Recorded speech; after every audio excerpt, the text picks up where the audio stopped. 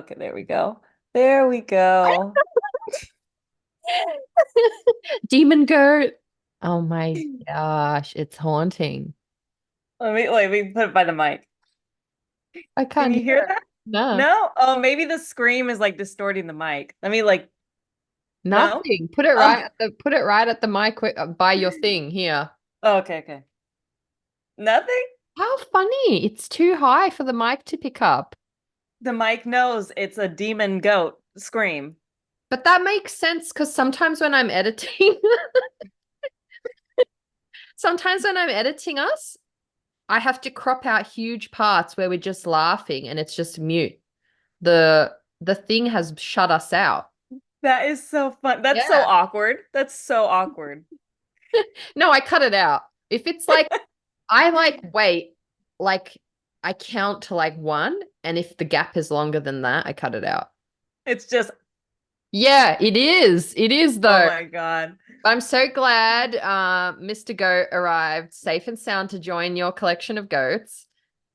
Yes, Mr. Goat thanks you. It's so like delightfully perverse somehow how its mouth is. It's like, eh. Yeah, I mean, it literally looks like it would just scream at you. Right? Yeah, this has been a hit in the household. Oh, I yeah. just hear this thing randomly screaming around the house. It's a real pity it's not picking up the scream because it really, like that goat, it holds the screams of the universe in it, right? Like It it's a really does. satisfying, like existential crisis scream. Yeah, no, let me see if I do it farther. Nothing. Nothing. That's Wow. wild. It's okay. We'll put it in our Okay. stories again. That was a glorious Yeah. addition on our The story. scream is great. And there's quite a few people that DM'd me that they have it and they use it for all sorts of fun purposes. Actually, it came with this little booklet, now that I think about it. And it gives you a list of reasons when it's best to use the scream. Oh my gosh, tell us. Okay, number one, when it's Wait, too quiet. first, Yeah. can you give Yeah. us a rendition of the scream? Goes, Your "Ah." best. Like Did it cut me off? a little, one more time. What? I love the bit of tongue. I love the I like that was I very had goaty. to. I had to do the tongue with it. There's that's the only way you do a goat scream Yeah, is it was with the perfect. tongue. Yeah. Sorry, continue. Okay. I just needed that for our listeners. Yes. So think of that sound when you need a reason. Mm, I don't know. So here is why when you should press the button. mm. Okay. Number one, when it's too quiet. Ooh, yes. Yeah. Number two, your cat won't get off your computer. I think that's a great one. Number three, your mom won't get off your case. Ooh, Sure. Yeah, sure. yeah. Four, there's no food in the fridge. Five, traffic. Yeah. Six, long lines. Seven, it's Monday. Mm. Sure. Eight, this is the closest you'll ever come to owning a goat. Number nine is work is annoying you, school is annoying you, your friends are annoying you, everyone is annoying you. And number 10 is when you just really want to scream. So those Yeah. are the good reasons when to use this Mm. glorious goat. So I recommend everyone find a screaming goat. Yeah. Melanie, you need one yourself. Maybe I'll raffle. We're almost at 20,000 plays on yeah. Holy shit. On I Amazing. like we're at 18 something, but that's nearly in my opinion. Yeah.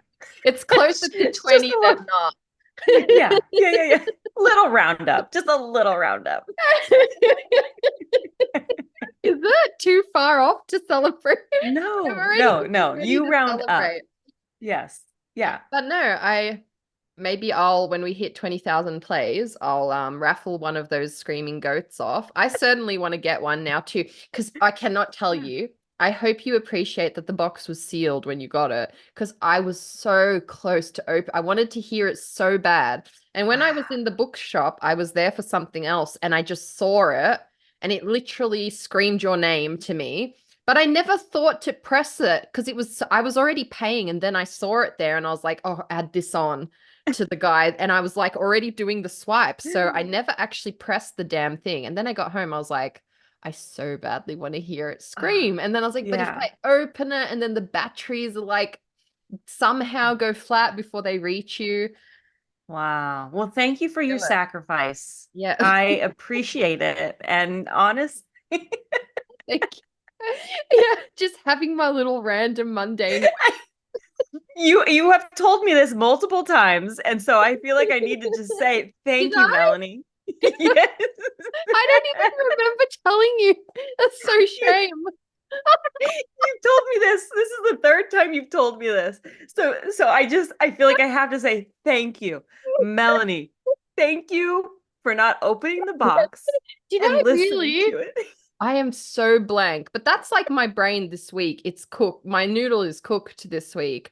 I Yes. Well, genuinely, you've had a big few days, a few weeks. yeah, You've had a big day today. Like, tell us everything. You've had some big girl I things know. happening about that beautiful book behind you. So, like, give us the play by play. You were on a podcast, you were out here on a panel, you were Yeah. doing all kinds of stuff. So, like, tell us, how in the hell have you been?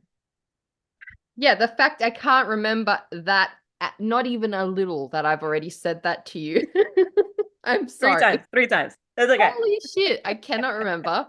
Um, yeah, she did some big girl things this week, and yeah, it's just honestly, I don't know. I think I said to you, like, as this was coming out, like, I really kind of grappled with how much to celebrate initially, being an anthology, not being the agent, not being like the novel debut moment, Mm. right? That I've kind of been working towards. And then I think every time I doubted how much I wanted to celebrate this, just thinking about the story, like ultimately, like I try really hard to write from a place of like, this is the thing. I have to be writing this, you know? And Hmm. I'll drop other work if something else grabs me like that. And this was the thing. This is this like big story idea that just consumed me. And I'm so damn proud of it. And I was at a point I was like, who cares if it's a short story or a long story? I have a published story. And so Yes. yeah, I've just given in to fully celebrating it. Like as if it was my debut, because that's how it feels to me. Like I have been busting my ass for years, and this feels like not just like a toe in the door. It just feels like the door's just kind of slowly opening now. As I Yes. like, I can't even fully explain how different the last few months have started to feel to me, even before I felt like doing these events or whatever. But yeah, and like having the book to hold is like a whole other thing. I did make a little shrine to myself up there. You have to. It looks so good right there too. That's a perfect spot. She's looking Yes, good. She's looking 100%. big over there. She's looking girthy, yeah. Yes. So I've already one copy I gave to my friend Henry, who works in a favorite cafe of mine. And yeah, he was like, oh, he's like, bring another copy. He's like, we can leave it around the cafe and be like, it's a local Melbourne writer. I was like, okay, so I might take him an extra copy. So yeah, but it's honestly been wild. And like my brain is definitely more neurospicy than usual as a result. And I finished my period, so my brain's extra neurospicy. So it's been a lot. But like Yes. I think like the crazy part for me is just being able to do it, honestly. Like I fuck now I feel emotional. Shit, like it's so remembering like what a dark place I was in. Like I don't even know if there's so few people who would understand when I say I had a severe nervous breakdown. I don't use those words lightly. Like Mm. I fucking hit the bottom of the barrel, you know? I spent a whole year feeling like I was going to die, and many years after that building my nervous system back up. So when I say I have limitations now and um hesitations, like for me facing going to do a panel, it wasn't just facing to do a panel, facing to go do anything in public. It's never just anxiety.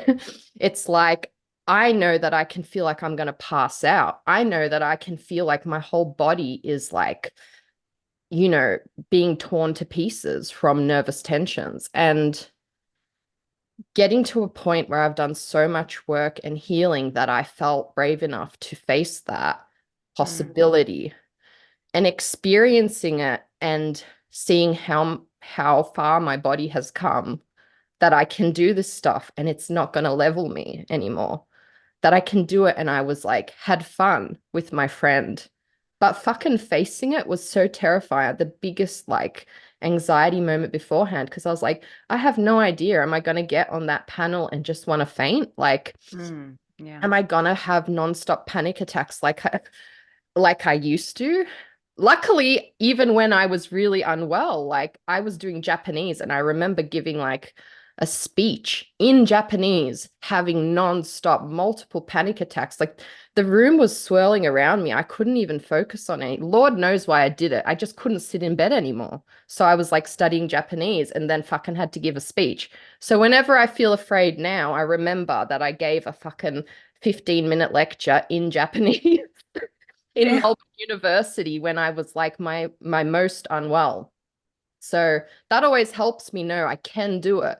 But facing it is just like facing the initial is like facing your worst phobia. Yeah. Like facing like this extreme pain and doing it anyway. But when I did it, the power and peace it's given me to see, fuck, like I've been working hard, not just on my writing, on my mental health, on healing my body, healing my nervous system. And I saw it. I like really saw it. And that's been the most moving part for me these last couple of weeks because I was like, fuck yeah, girl, you've been like working and healing. And like, here it is. You did this thing and you had fun. You took your damn CBD oil and you went to sleep afterwards. And I could never have dreamed I could be so healed after being so broken. So Wow. there's that. There's that. I mean, Ah, fuck. it's so powerful to hear you. And it makes me think of what our guest Paula said. I won't give spoilers about what she said, but Yeah. like when you think about advice you would have given yourself Mm, years ago, I wouldn't. I would say just do it. And like, and everything you've been through, every damn battle with your mm, body, with your nerves, with everything has led to this moment. And like, had you have not gone through it, you wouldn't be here yeah. and getting to celebrate and do these big things. And so, you did it. Like you're having this full circle Mm. moment where you were this bad bitch out on a panel, like doing the hard, scary things. Um, like good job. Good Thank job. you. Your pep talk before helped as well. And having our horror god Katya there, like, I just love her so much. And it really just was like doing the pod in the end. And like the ironic thing was, I feel like I wound off coming off as the most confident. And maybe I was in a way because of this, because we've been Yeah. training ourselves, because I'm probably not really shy at all. Maybe that's just like the anxious parts that I have to like work through, but it was so wonderful. And like I had zero idea what to expect for the panel thing. So it was the Continuum Annual Spec Fiction Conference, and I had no concept what, like, I was so lucky, like, bless Katya. Like, after I was looking in the emails, I only got in because they were down a panel member. And she was like, what about Melanie Schubert? And they're like, who's that? And then she was just, You don't know? yeah, she was just plugging me. And I'm like, oh, fucking bless her. But when I was looking it up, like, to see what to expect, they were like, the rooms can seat from 10 to 600. I said to Phil, Round up. Round up. right? I said to Phil, I was like, it might just be you and Katya's partner, Jorge. I was like, I don't know what to expect. I'm like preparing for either lecture theater full or just my husband and Katya's, like I had zero concept. But yeah, it was like There's a small bit of trauma because when we rocked up, they wanted us to wear masks, which I didn't expect. Like, but then they just wanted to keep everyone safe. It was a small space. It's winter. So it was fine. We didn't have to wear it on the panel. But yeah, like initially when we got in, there was like, I don't know, a handful of people. I was like, okay, you got to work through to like, this is your Yeah. penance. Do the crowd of 5 people. But at some point I looked up and the room had filled. And so we had like a nice little audience there listening and like it was really, really, really cool. So there was that. And then again, thanks to Katya, she's just that special person, eh? She's that person who's going to mention your name in the room, even when you're not Mm. there. And I've been cheering for her for so long. Like, and You have. I mean, from I think the very first start of this podcast, you brought in Katya's name up. yeah, because she's darling, and I don't think she was getting the recognition she deserves. But that's all changed as of this week. She fucking took out well-deserved Aurealis Award for Best YA Novel Hell with yes, she with did. When Ghosts Call Us Home. There she is Which up. is a phenomenal book. Phenomenal. I could not be more happy.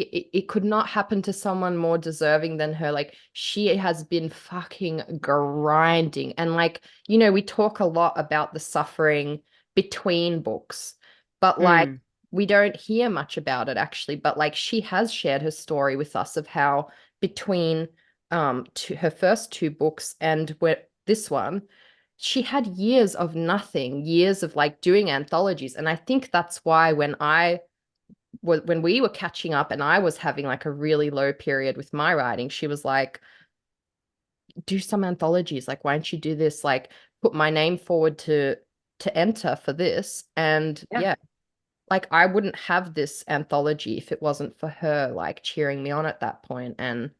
And this story wouldn't exist by default, and I'm just so glad it does because it does feel like every woman I tell what this story is about, I just literally told her like a lady I saw in the cafe and she was like, fuck yes. And I didn't Yes. expect it. I thought she might be like, yeah, I kind of hesitantly pitch it. But like when you actually pitch it as like, you know, not reverse, Wonder Woman anti-hero who targets predators, people are like, thank you. Especially Yes. women. Women are like, thank you for writing this. And it's like, that's blowing me away the most because I thought it might be too much for a whole bunch of people. But people who have surprised me have been like, fuck yes. Give us the Hmm. dick, give us the severed cape. Hell yes. Hell yes. 100%. Well, there's a thing going around, or well, it's a little past tense, but it Mm, was a question of if a woman was in the forest. Have you heard this one? I heard it, but Yes, like who would please. she choose? A man or the bear to Mm, be in this forest with? And most of the women chose the bear like very quickly. And yeah, so I think this story is kind of like, and here's here's why, why. and this is what we would love if we Yeah, had, somebody that could go out there for us. You know what I mean? right. So But yeah. that's the thing. I keep thinking people are going to be like, it's too much. But even this lady in the cafe was like, it's never enough. And I got chills because there's literally a line in the story where she's like, sometimes I ask if my methods are too harsh, if it's too much. And then I remember it's never enough. And I was just like, but yeah, like, fuck, if you look back through history, the way, like, just like a little law thing now, but like, it really is, the law system is designed to protect the patriarchy. Like, there's really not harsh sentences Hmm. comparatively for these crimes. And I've been thinking about this so much lately, and I'm like, well, it hasn't been demonized enough. You think Mm. about like murder, right? The penalty for murder in the States can be death, right? Hmm. You still Yes. have the death penalty. Yeah. A lot of Yeah. countries do. But like there are such small sentences and such a history of it all being swept under the rug that like people just get away with it. There's not enough, in my opinion, stigma for how unacceptable these crimes are. And that's like where so much rage of this story came. And like I really thought about it, eh? Like I didn't make her kill them because I was Mm. like, killing's wrong. But I was like, but how could I make sure they never fucking hurt anyone again? And that's how Yeah. I came up with the idea of the severed cape. I was like, if they had no fingers and no penis, they could Yeah. not hurt anyone. Not in, not easily. So like I did really like in spite of it being quite comical, I really thought about it. Like what would this imaginary, like almost, you know, godlike character as she becomes like like a dark god, but like Hmm. dealing fucking justice. Yeah. Is she dark? I don't think so. That's it, eh? It's I the don't think so. That's it. It's dark what she does, but it's darker what's happening, in my opinion. Yeah. That's the thing, eh? Yeah. Whew. Damn. Yep. Anyway. No. And but yeah, I love this. I think we could talk about this damn Mm, story, sadly, mm, all the time. You that's know what it. I mean? It 100. this subject will never go away because it's a societal problem in, I would say, every Yeah. society. Even the most developed of societies, it's always there. Dude, I Um, just read in the paper someone like some Aussie children's author may have been convicted of being a predator. It's like rippling through the fucking everybody's so devastated because it's like they trusted this person. Like this is uh, somebody who was put around children whose books were promoted. I don't know the details, so I should say yeah, allegedly, but I saw an article pop up and I was like, holy fuck, like that's yeah, too close to like everything, And dude. Ah, it's so mess. And I ah, just, that's the thing. Like, I burn and like, it's not my story in terms of I don't have that history of that trauma, but I, I cannot tell you, like, as a flight attendant living in a girls' dorm, like the number of stories, it's too many, and I fucking burn. I burn every time somebody else shares with me. And so, yeah, like that was just fucking genuine rage too. Like that mm, it's not enough, it's not right, and desire to protect these just beautiful people who never deserved that. So she's serving rage realness today. I don't yeah. know what got into me. The fires of the clock has got into me. The seven cape realness embodied me. But that's how I Yeah, felt a bit when I wrote it. You know, that like idea of the big magic, the idea comes to you, and do you meet it? Do you write it? Because like when I had that idea, and even like Katya's so cute because she was like, when I pitched it to her, she was like, this is either gonna like be mind-blowingly good or it's gonna be horrifically bad. And like, yeah, it could have gone the other way, but I did feel this sense of like, there's all these voices who have never had a chance to scream. yeah, And I want to scream for them, because yes, I don't have that trauma, but I'm fucking mad. So I yeah. can do that scream this time, if that makes sense. No, and I have to thank you for that because I feel like for those who, I guess I should say, of us who have experienced those things, sometimes you can't express Mm. all of it. And so like this story is that for us. So it was good. It was good, Mel. I'm gonna Yeah. cry all over again. I love you so much. And yeah, like I hope it reaches everybody who needs to hear, and I hope that they feel a sense of like my fury for you will not die. Like I grew up believing in like an all forgiving God. I'm not God. I will not forgive and I will not forget. Like I fucking burn for all of you. And yeah, that's what I put into Severed Cape.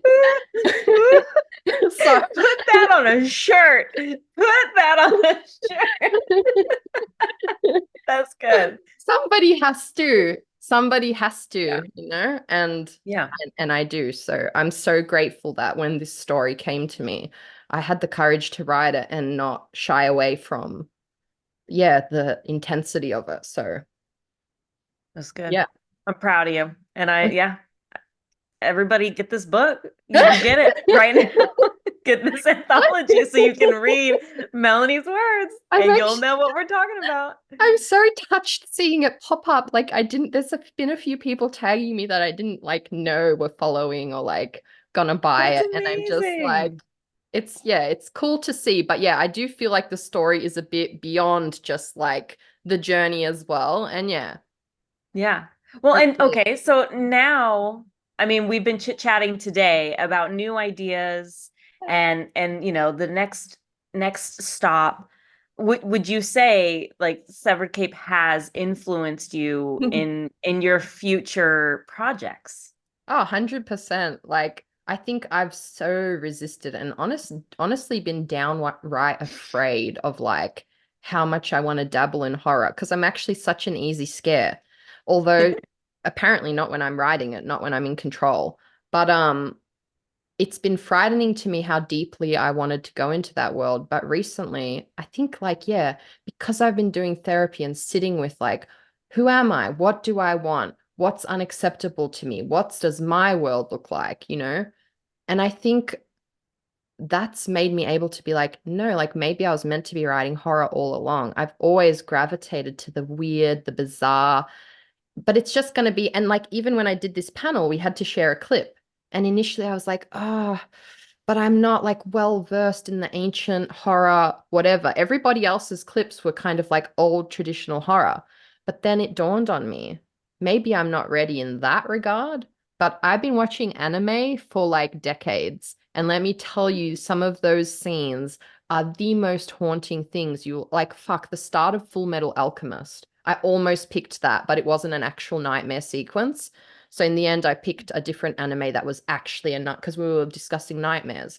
In the end, I picked an actual anime that like was a nightmare sequence. And I was like, no, like it's just going to be my way, my kooky anime with some like dark humor and some maybe a bit of a touch of goblin smart. So it has directly influenced me, as you know, because Yeah. I they asked us had we ever written about a nightmare in our used it for an idea. And of course, Soul Swapped was a nightmare I had waking up and Phil not being there and then kind of rushing around trying to like prove to him that this was me, but I was in a different body. So Woo! as Yeah. I was talking about it on the panel, I was like, fuck, that book was cool. I was Yeah. like, dang it. And then I was like, it kind of just dawned on me. I had pitched it all wrong. The fact I talked about it on this nightmare panel as like a horror concept, like there was definite threads of horror, but this bitch right here was trying to pitch it as a rom-com and do like these fluffy threads that feel good. Yeah. So that's literally, I'm like dropping everything to like try to speed draft I've just had the whole new horror idea and all of it just fits so, still romance, like horror romance slash goblin smut. Yes. Yes.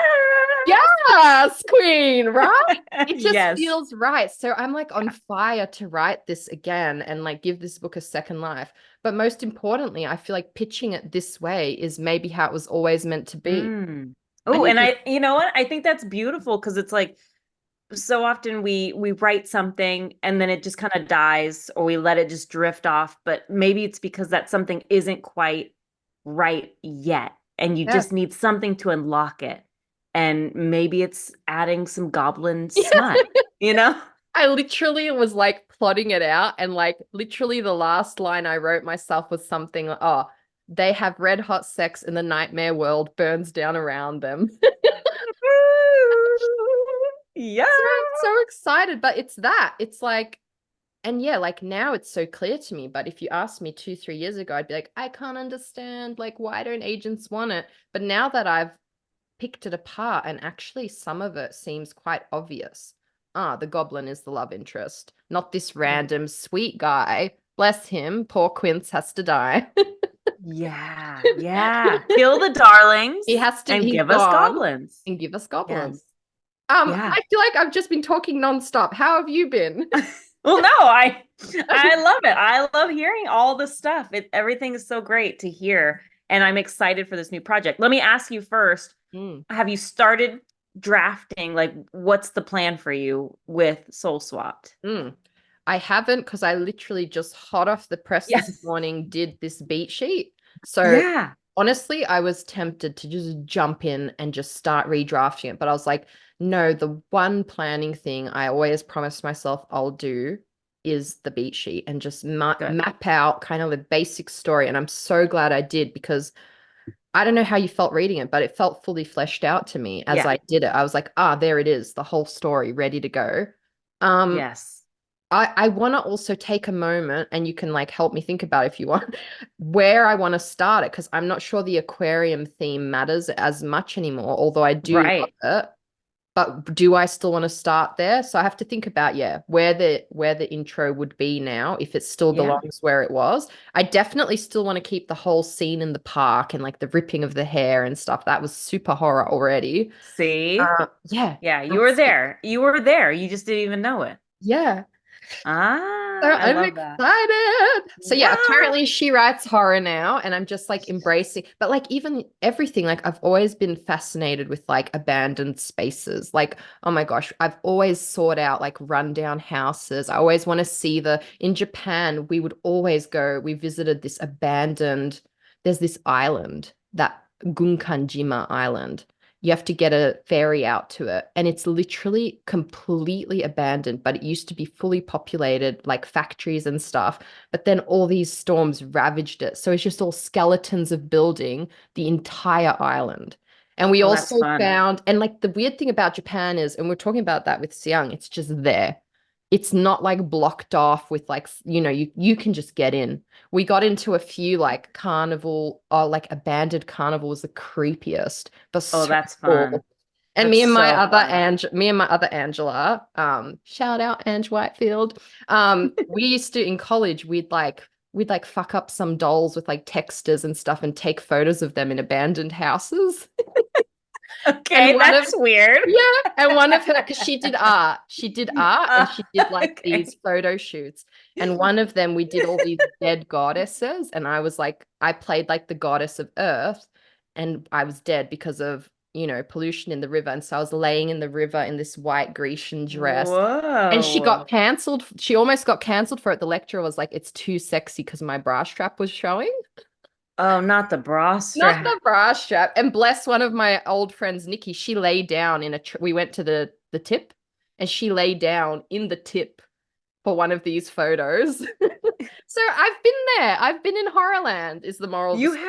have. You've been there. Yeah. You've just been touching the little toe in there. Yes. Yeah, you just the little bra strap. Now you need to just Just a take it all little. off. I Just was like, this expose fucking yourself. curvy lecturer is focusing on this. Like, I'm like, you're a Of fucking course. artist. Maybe I would be naked in the photo and you should accept it. Let me guess. Was it a man? It was a man, and it was a Christian Mm. college. Meh. It's too sexy for Sevi College. The dead goddess in the muddy river.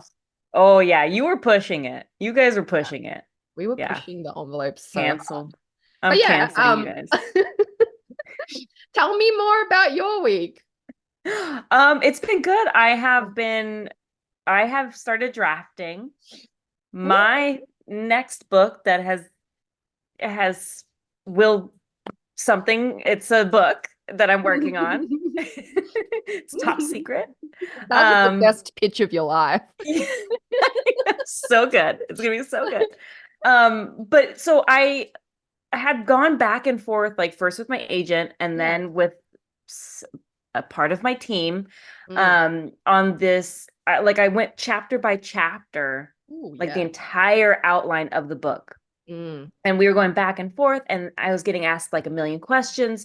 And so we finally figured out the plot and the whys and the whos. And so I think this last week or the week before, I can't remember. I started drafting. I started actually digging in, and I am on like page 120. Stop. Look at you Yeah. go. That's amazing. Yeah, it's not obviously it's the first draft. Who I'm just cares? chugging through, but like it's there. And but because we've been doing the work ahead of time. Yes. So it's been much faster. I Mm. wouldn't say easier, but we're getting there, and I it's really really fun. It's a really like very quirky, very magical, a little dark, but very very romantic, I think. Do you have a I'm hoping. pitch for our listeners? Do you have like a one-line pitch? I don't know if I can say anything Oh, yet. okay, okay. I Yes, don't don't know, say. but I'm kind of like I'm because I love this book so much, Divine Rivals, by Rebecca Ross, who we've had on. You know, she used like these letters back and forth between the characters. And so I loved it so much that I wanted to like kind of incorporate that, like these angsty love notes. Mm, So like a bit of that's in there, but the two characters were each other's first love, and then something happened, and so they separated and they hate each other, and mm, now they find themselves back together again.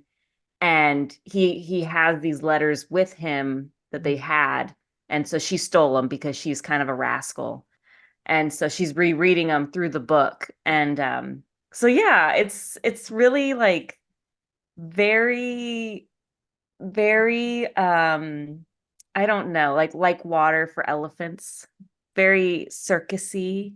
So it's a vibe. Listen, I don't know how close it is to what I saw, but what I know, what I did see was fucking like the concepts and the feeling that even you captured in that. Is that kind of your hot tip at the moment? Go chapter by chapter, plan it out, because that I was I good. honestly, I kind of loved it Yeah. because I really now it's so Mm, much easier to go back and just like look at the little, okay, this is what the goal yeah. is for this chapter. Is I want to get them to here by the end of the chapter. And so it's helped a lot. Like I Mm, still feel like I'm sort of pantsing, mm, but it's only because I have the outline and the plot. So I can just like yeah. make all these magical things, fun things happen. So I have that like space to Mm. explore. And yeah, so I was doing researches yesterday on ostriches versus emus. Like I'm just having like the most ridiculous time with this I book. love that so much, and I want to talk so much more about this as soon as you can, but we need to read that Yeah. bio. We've got 2 minutes. Oh yeah. Yes. It's okay. Next episode, but you can't even say much about it, so maybe it's better. But I'm really excited for this one for you. I'm gonna quickly just speed through about our amazing guest, Paula, who came in with that big bad mommager energy. So Paula writes mysteries and thrillers for all ages, usually with multiple twists and complicated females at the helm. She is an award-winning filmmaker and nominated non-fiction writer. She lives just outside of Melbourne, Australia, and is often found in her PJs drinking tea, in brackets wine, and watching horror movies snuggled between her doggo and a big cheese pizza. Her debut thriller, The Original Twin, releases 1st of June 2024. Ow, glasses. Find her online at paulagleeson.com. Just whacked myself in the head, but we got there. You did. You did a fabulous job. This thing Go is so ugly. It makes me so happy that it's giving you this much joy. That's why you get sent all the random. Oh, I heard it that time. Did you? It's just like, meh. All I hear is, meh. uh, um, It's just not just happening for us. Alas, have you been watching Bridgerton? yes, I finished that so fast. Did you Yeah. finish? Yes, jail for everyone who thought it was a good idea to fucking split it. I know. Unacceptable. His hand at the carriage scene, his hand as he fixed her. Oh yeah, Yeah, baby. he's like, I'm not gonna deflower you now. That's for the other episodes. I love Loved that it. scene. Oh my gosh, spoilers. Sorry, Oh, spoilers. sorry. Shit. Sorry. You said spoilers too late. You're supposed to say it ahead of time. I Sorry, know. everybody. Oh my God. It's We so didn't reveal fun. too much. Yeah, We it's just so revealed fun. so fun. Oh, Yeah, Shonda is like writer goals. I Like know. she just takes it to the next level of angst. I'm obsessed. Yeah, it's so fun. It's just fun to have like these romantic, ridiculous shows. Well, hello. Hello. I love Hello. that just our faces make each other laugh. I know, that's all. That's it. That's all we What does need. your shirt say? It looks cool. It says, what does I it say? closed my book. I closed my book to be here, is what it says. Ah. Yeah. It's actually Ryan LaSala and I wore these matching shirts during our thing at Oh, Y'all that's West. so cool. Oh my Yeah. gosh. Isn't it like I don't know if I'm sure I was going to say as if it's just me, but it's not just me. Isn't it like special when you have like a memento that you can like wear and Heck like yes. it like brings back it literally brings back the joy of the moment. Yes, I love it. I've been wearing this a little too much, maybe. Maybe I loved it Yeah. a little too hard. But yeah, I You love shirts you and did this hats. big wild thing. Wear it every day. Yeah, I will. I'm not gonna wash it or anything. Just gonna wear Nah, washing's it. Nah. overrated. And let me just check I Agreed. sent that hit enter on her link. I'm Okay, so good. chaotic this morning. Well, we'll get to it. We'll get to all of the things, but yes, I'm excited for your chaos. Oh, I see a big old scary face back there. Set up a little shrine to myself. As you should.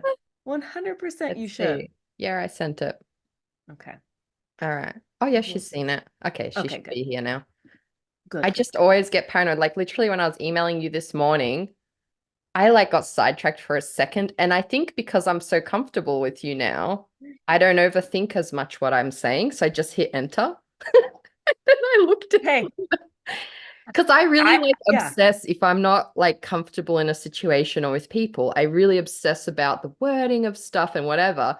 But like I think once I actually feel safe with people and then I'm not scared they're gonna like misread what I said or whatever, I'm like less Yeah. sensitive. And I was like, I did not even finish my fucking sentence and I hit enter to you.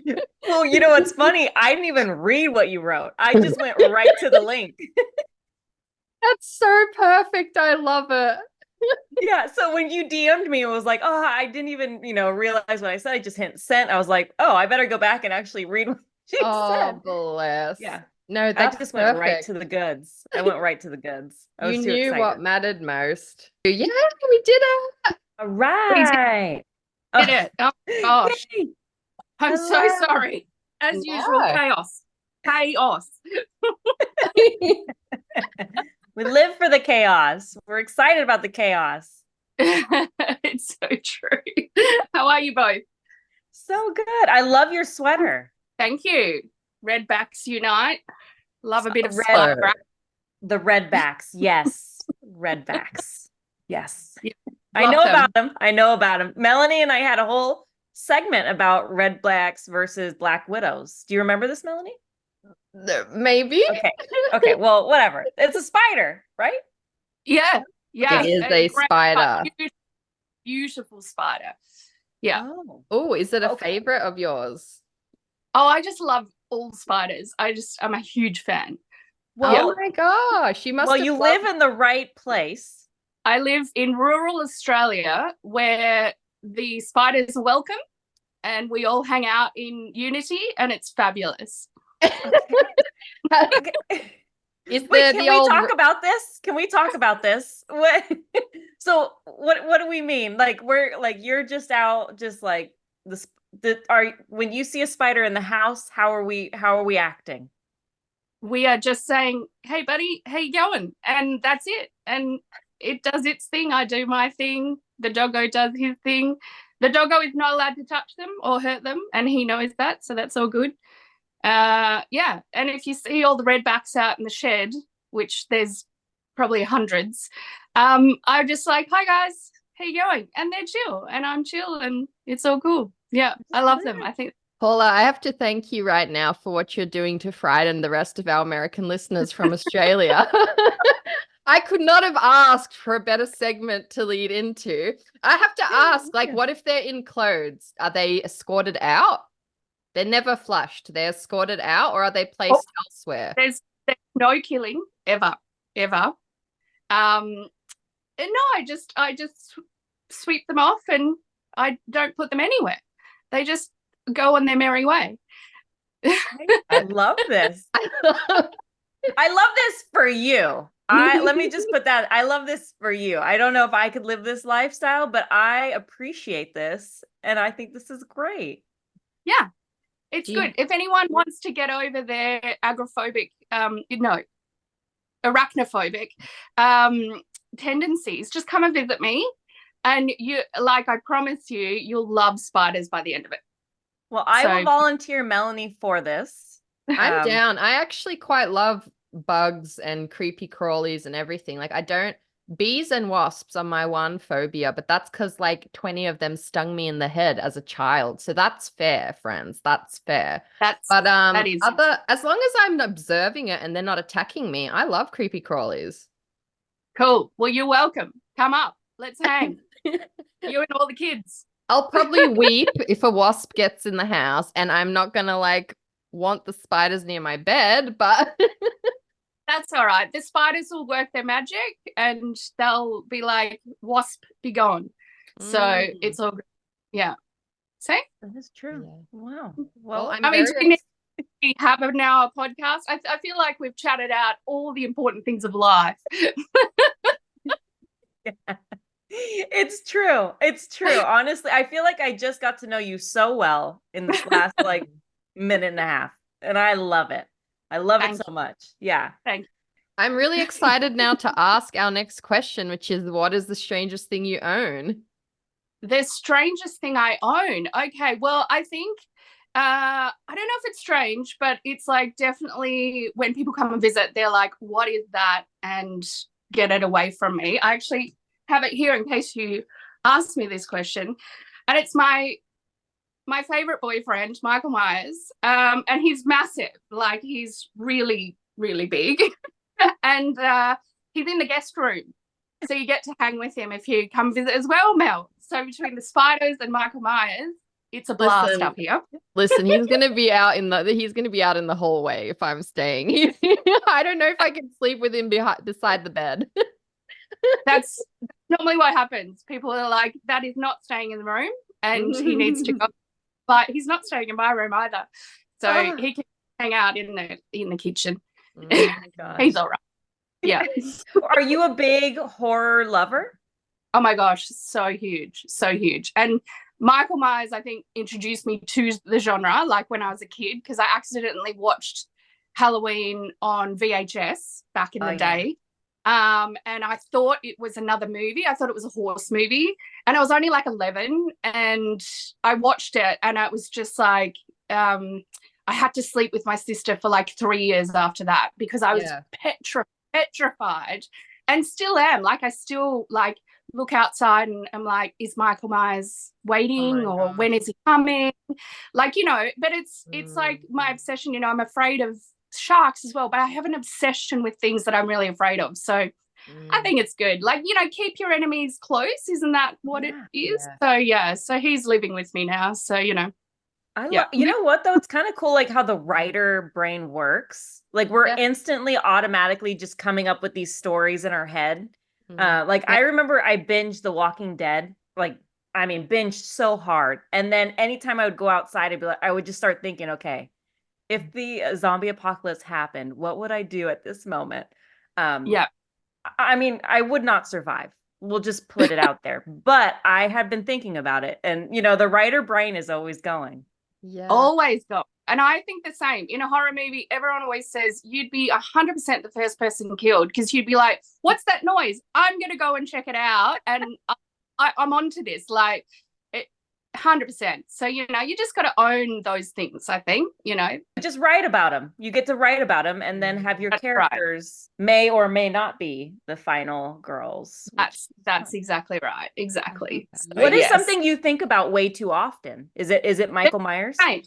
Absolutely. Two things. Michael Myers all the time. Like all the time. Like, where is he? Is he hiding? Even if I lock the house, he'll still be able to get in. When is that moment going to happen? That's one. And the other thing is shark. All the time. Sharks. And I will not go into the ocean ever. That's valid. That's valid. I've heard about Australian oceans. Yeah, I think they're absolutely amazing, gorgeous, incredible creatures, but I do not want to kind of hang with them. So I'm okay. Yeah. So those two things, 100%. Is it just the sharks that make the ocean fearful to you, or is it like a collective of things? Not really, no, because it's just sharks. I just have such a huge amount of respect for them, and I just think they're incredible and amazing. And I feel like if you want to go and hang in their homeland, then you know, if they want to chew you up, that's so fair. You know, and I'm okay with not doing that. So, you know, yeah. And That's they're a bit valid. different spider, right? Like if I see a shark, I can't be like, hey mate, how you going? Like, let's just chill. Yes. You kind of commune with them underwater and like have that aspect of you're the bigger person who can let them go on their merry way. They have to decide if they're going to let you go on your merry way. I agree. I mean, you know, if you're going to go by a shark, like, okay, that, you know, fair enough. But I don't want to put myself in that position. So, yeah. So those two things, good times in my brain. Yes. Yeah, no, that's 100% valid, especially Michael Myers and sharks. I can't blame you on either, to be honest. I hear you on that. I love getting like deep into your brain and hearing how it works. And I want to know like a little Are bit you about sure? your yes, I love it. I have read your book and I want to know more about your brain because it's fabulous. Now, did you know like you always wanted to be a writer? Yes, I did. I picked up books and started reading books from a very young age.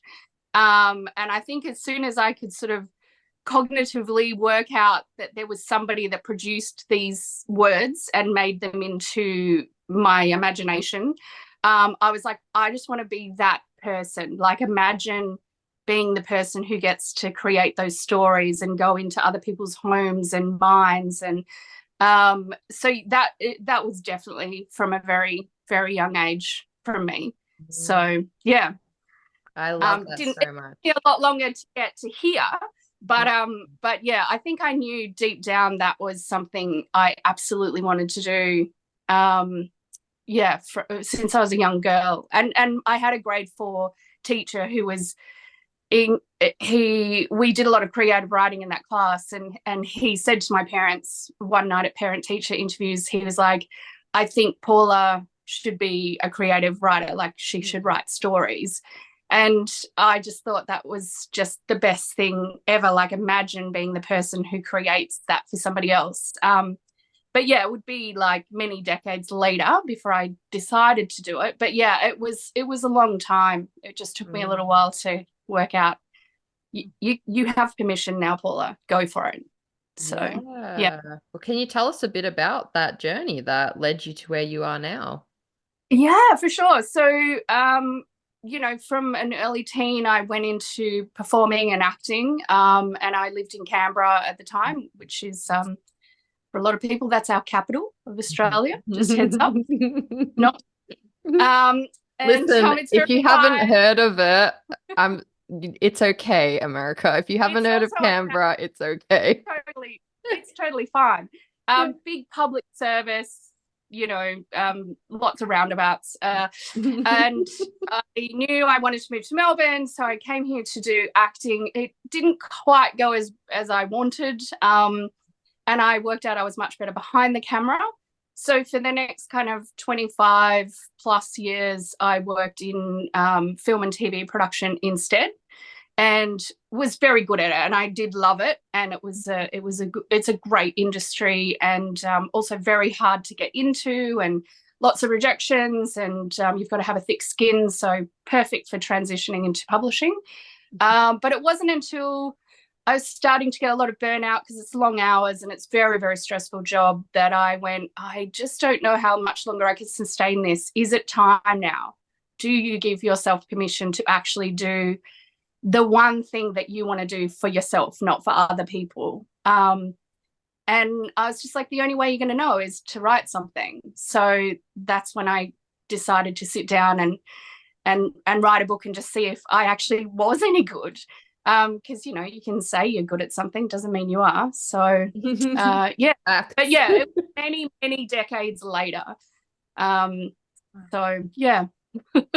That's why I love that you decided to do something for yourself. I think that's beautiful and scary too. I mean, it's so scary. So did you write something and then you queried it? Like, what was the journey from I'm going to try this to here I am with the book behind me? Yeah, well, it was long. It was long because I started off with, at the time, Eat, Pray, Love was huge. There was a lot of kind of memoir style books, really dipping into that personal journey. And because I was filming in a lot of conflict countries as a documentary filmmaker, I had a lot of stories. I had a lot of, a lot of things to say, I guess. And so I decided to start in that realm and produce like a memoir style manuscript, which, I had no idea what I was going to do with, but I ended up getting it into an editor through a friend at Hachette. And she was like, hey, you can absolutely write, but this is going to be hard to get into the memoir. Why don't you write a fiction book, get that out, and then you can pop back into this space later? And I was like, okay, cool, that's fine. So I just love when someone tells me what to do. Yeah. And so that's when I sat down and actually wrote the book that you do see behind me, which was at the time called The Gemini Twins. And yeah, so long, so that was many, many years later. Like, I think it was from the time I made a decision to actually being here, I think it's around 14 or 15 years. Wow. So it was not quick, but it was also perfect. It was the absolutely perfect journey for me. And I wouldn't change a thing, even though it was very traumatic and very hard. It was my journey. It was meant to be exactly as it is today. So yeah. Yes. It's not on our questions list, but I can't help thinking as you talk about that. What do you think kept you going through like those many, many years of trying? I think it's part of it's in me, I guess. I just have an incredible amount of fortitude. Like I don't mind someone saying you can't do this or you're not good at this, or I'm like, okay, that's fine, then I'm going to learn how to be good at it. And I know that through the two industries that I started with, both acting and film and television, which were incredibly demanding and very hard professions to make a living in, I was like, if I can do those things, I can absolutely do this publishing thing. So for me, it was just probably stubborn ignorance more than any. But I find I don't mind a good rejection or two, because it really, I obviously have a bit of a moment and then I'm like, yeah, the fire just, I'm like, I'm going to show you instead of I'm going to go in that corner. There it is. That's it. Yeah. I think that's it. That's how I feel every time I get a rejection. I'm like, nah, I'm going to show you, like, I'm still here, And I think that maybe that's like the grain of something that's in us all who keep doing it. You've got to almost see it as a challenge, getting these rejections, to just like keep getting them and be like, nah, stuff ya, don't tell me no. It comes back to your not liking to be I'm like, don't tell me no. Oh, yeah. It's true. Yeah. I mean, I think, spite really fuels the fire so wonderfully. And I still think of an agent who rejected me and was rather rude about it. And I still just, like, every time I see this agent pop up on social media, I just side eye and think, that's what you get for saying no. Yeah. So it's like, I think spite and stubborn like just arrogance a little bit of just like, and ignorance. Yeah. Yeah. And what's the saying? It's like, success is the best revenge.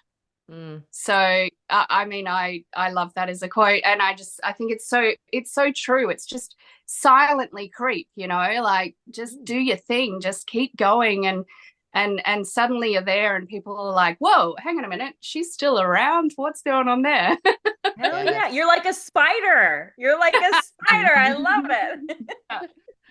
I love it so much. And and I love, like, you know what, I love that we're just admitting it, because I think that it is a really valid way to keep doing it. And like, we're not always beings of peace and stuff. Sometimes if people wronged us and they were like, horrible wretches, it really is satisfying when you succeed, okay? Like, you can't help it. It's human.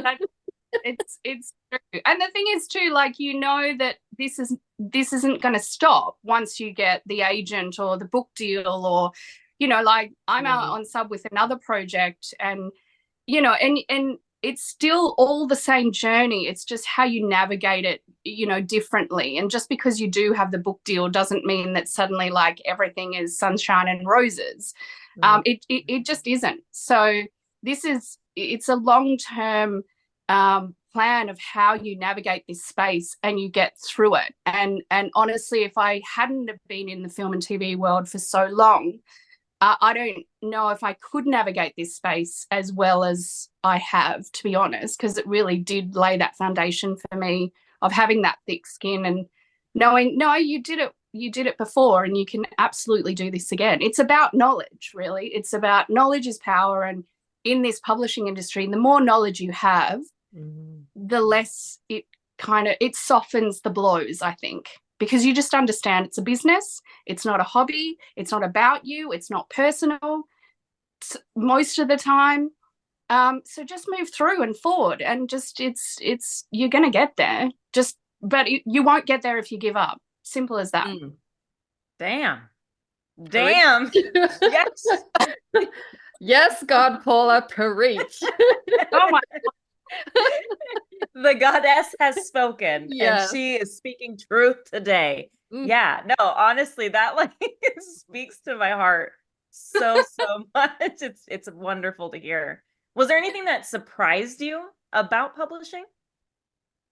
I think the fact that so little, that's for sure one of the things. It's really fascinating for me, coming from a space where I was the boss of everything and really in control of a lot of things, and then coming into somewhere where I'm like, what do you mean I'm the last to know, or I never know, or you're not going to tell me, or all of that stuff is really fascinating to me. Like but also at the same time, I absolutely advocate for myself and say, just because that's supposedly the industry doesn't make it okay.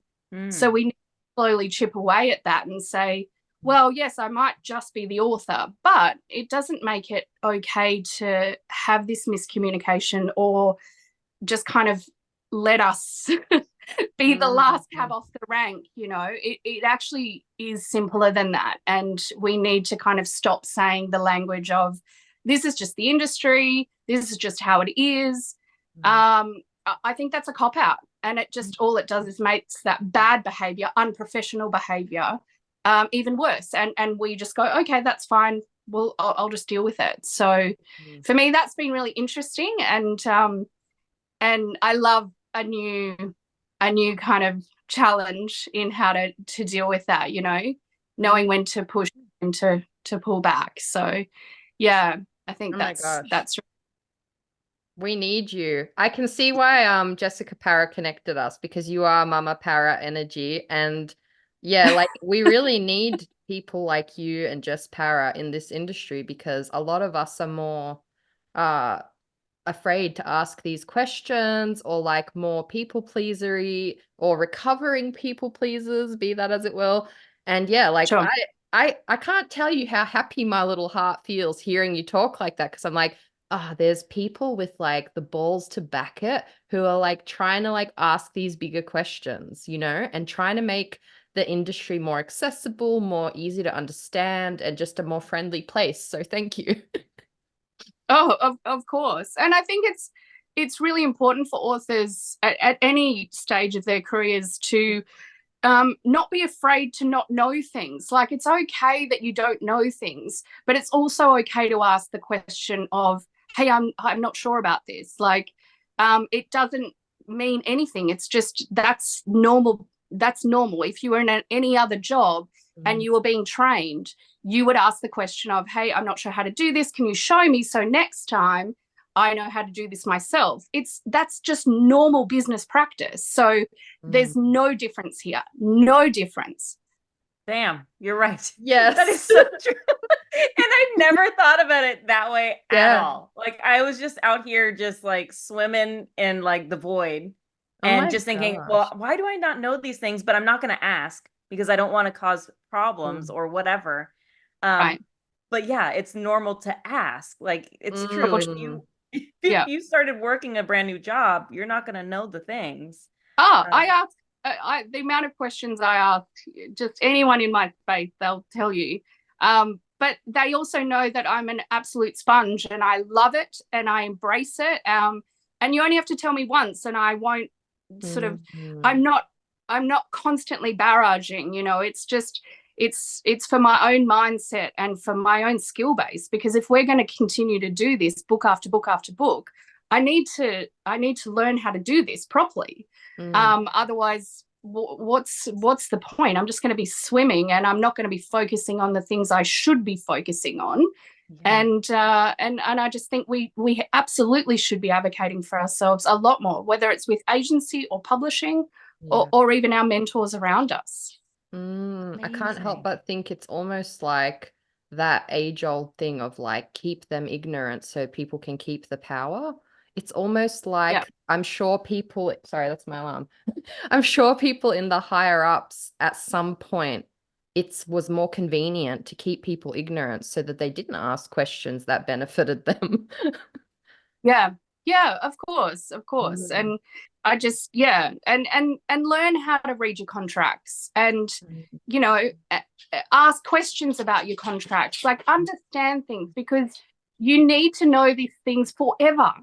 And just important, because the contract is one of our biggest game changers in terms of our careers and going forward. So if you don't understand that and you're just relying on somebody else to constantly navigate that for you, I just think, you know, just try and learn things that maybe you didn't ever want to learn. And I know we have agents and things, but it's just there's heaps of times when I've spotted things that other people haven't.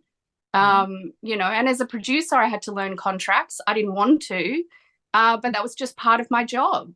And I feel like it's also part of our jobs as authors to learn that as well. This is such practical advice.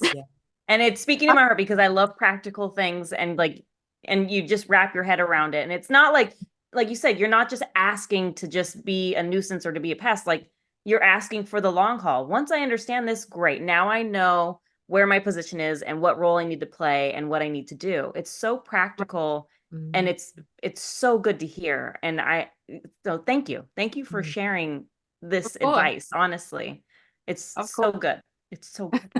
Showing my age right now. I love it. I love it. Well, speaking of something else I loved, and I know Melanie loved it too, which is your fabulous, amazing book right there, Original Twin. I mean, I could have sworn I knew you were smart just from reading that book. You've confirmed it again, just hearing your you're so clever. Your book is so clever. Can you tell our listeners about it? Yes, of course. So it's I've got a copy so we can hold it up because I love this cover so much. So obviously it's called Original Twin. It's an adult thriller, but it has got a crossover spin because the main characters are 19. And it's basically about really May, who her twin sister has been missing for a year. And we sort of open up the book where she's at a fake reception funeral for her sister because everyone thinks that, you know, she's passed. And May finds an article that suggests that her mother she disappeared when she was also 19 on the exact same day that June is. And she never knew that. So she realizes there's more to June's disappearance. She also realized that her mother, who is deceased at the time, is hiding a lot of secrets, and a bit of a scavenger hunt ensues. So gosh, that was a terrible pitch, wasn't it? No, your book is as iconic as its cover. You know, like sometimes you see a good cover and the inside doesn't match, but I agree your cover is iconic and the inside is iconic. Like the scavenger hunt was so cool. Like I found that part really like it just kind of took me back to being like a sweaty teenager somehow and like doing these scavenger hunts and like feeling that kind of excitement and rush, but with like obviously this terrifying edge. Yeah, I love it. What inspired this story? Uh, a few things. Can you hear me all right? I just feel Yeah. like my audio's gone a bit weird. Right. Uh, so for me, I two things. So I knew I wanted to write a story about sisters, only because of my own kind of personal journey of losing my own when she was 18. So sisters are a huge kind of topic and something that I will always have in my books, I think.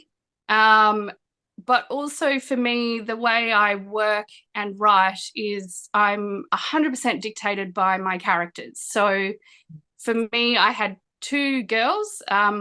I think it was June who came first and just started whispering to me and talking to me about how she had a twin and they were born, one in May, one in June.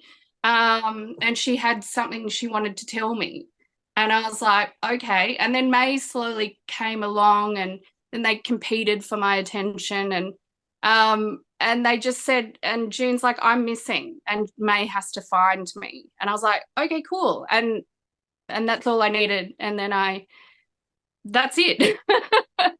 So I sat down and started writing Original Twin.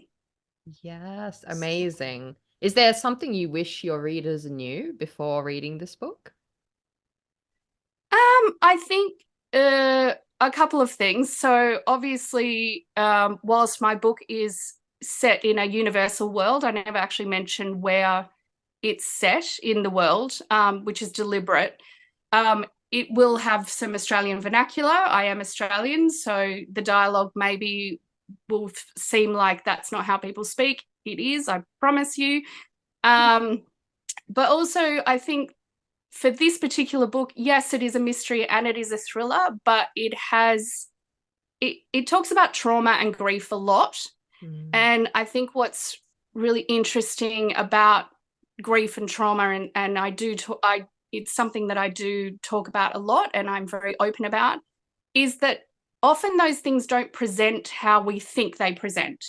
So and I wanted my characters really decide how they react to things. I don't decide that for them. So if you don't like them, that's you blame them, not me.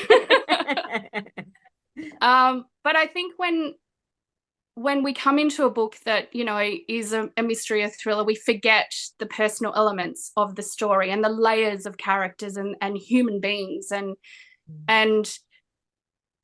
yeah, grief is a really interesting thing, and it's not all about crying or external stuff. Sometimes we react in a very different way.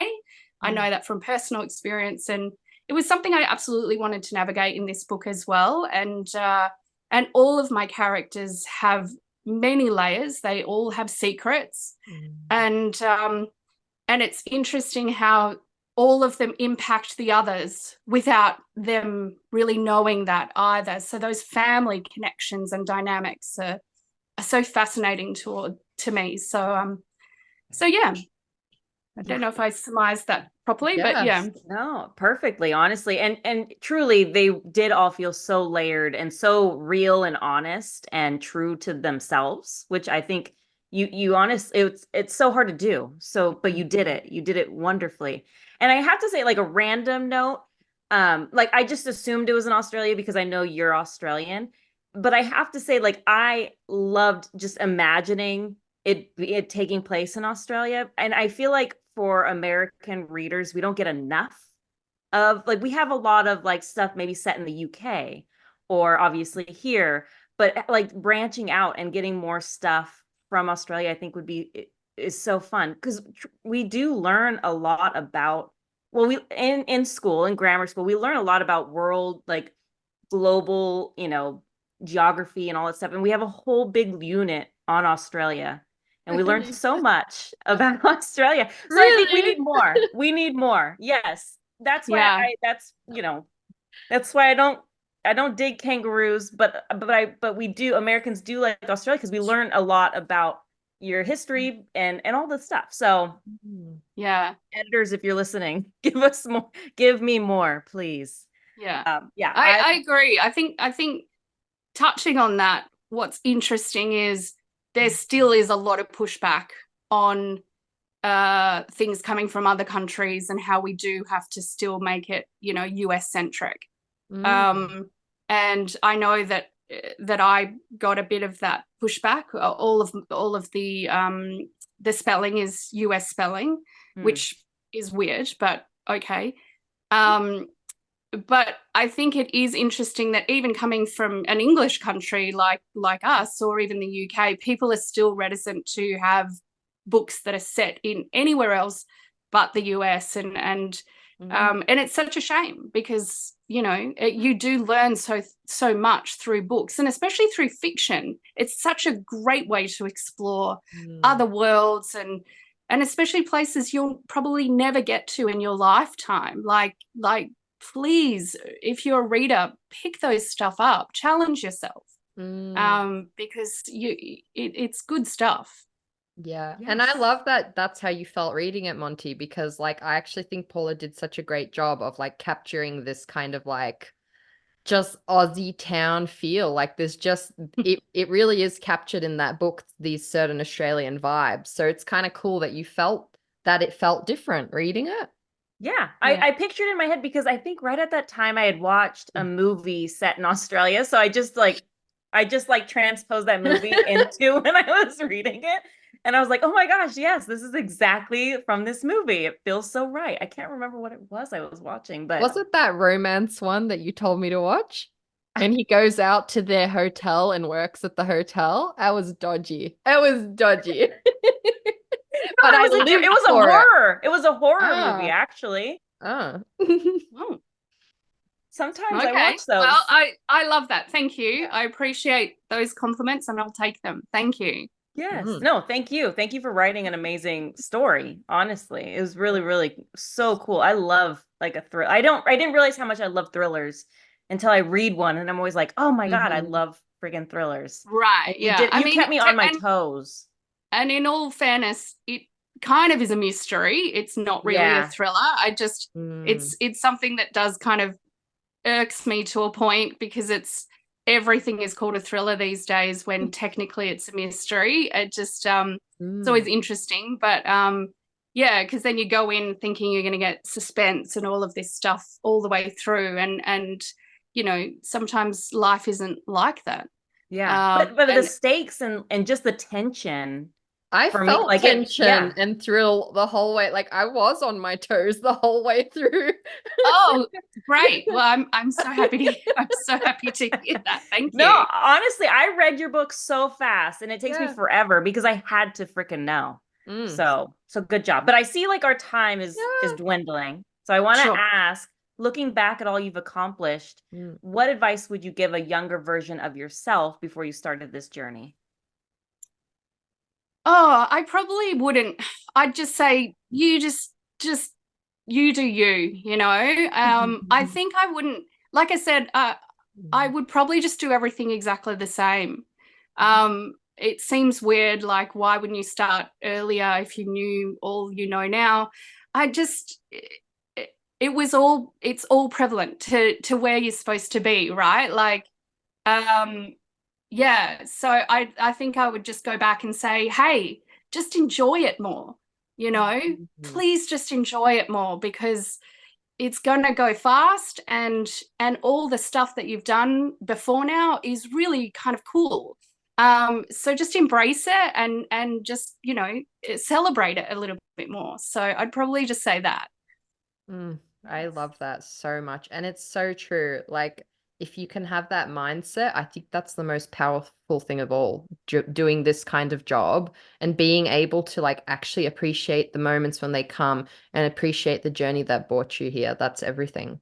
I'm so happy. Yeah. How are you looking after yourself and celebrating? I know I'm going to be at your launch next week, right? Yes. Exciting. Look, I'm trying. I'm trying. I know I should be better at it, and it's hard.